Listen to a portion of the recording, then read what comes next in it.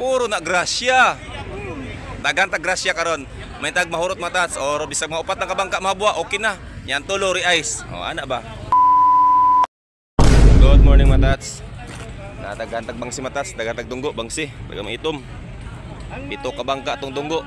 Puro bangsi ni. Ito pa dito. Ang uban to sa likod. Na naghabog nukos. Mao ni silbi sa islands mananagat matats no, in kaso nga gamay lag kuha o asili bariles, mangnukos sila ana ining kagabi imbis mga tulog sila, mangnukos na lang sila matas para naa sa sideline para naapos lay mahatag sila pamilya. Karon matas nagdungan-dungan man islag dunggo no, basta mo dunggo sila aning Peaceport matas mohatag yung nagpangkape ang financier ana mao nang atong ipang itsa matas no, kada bangka jud na ana sila kape. Og kining karne mga tas iya na ni sa tag-iya sa bangka no, basta mo dunggo gani na iya panagatan matas iya jud nang palitan og lami nga sudan kay nganuman. Pag naa magko ka sa lawod puro isda ang imong sudan dito. Siyempre nigdunggo nimo dia uhaw jud kaayo mo nang iyang palitan og lami nga pagkaon. Ang uban matas mo request og bangos, tilapia, papaitan, baka or unsa man. Oh ha. Sa ka bangka niya boss. Naata des bangka karon. Sa ni. Ato ni mga bangka dire. Oy, nay tanaw tong makina dito kani pautanis kapitan si mo. Tanaw tong bio matats. Di ka ganang mo trabaho ana. Puro na grasya. Dagan tag grasya karon. May tag mahurot matats or bisag mga upat na kabangka mahabwa, okay na. Yan tulo ri-ice. O ana ba?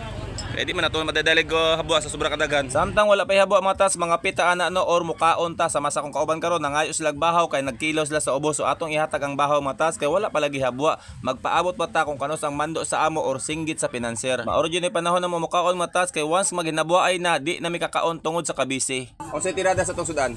Unsay tirada pagluto ana? Lauya. Lauya na. Sila uya. Ano ba? Butang layoy. Sinabawan. Sinabawan.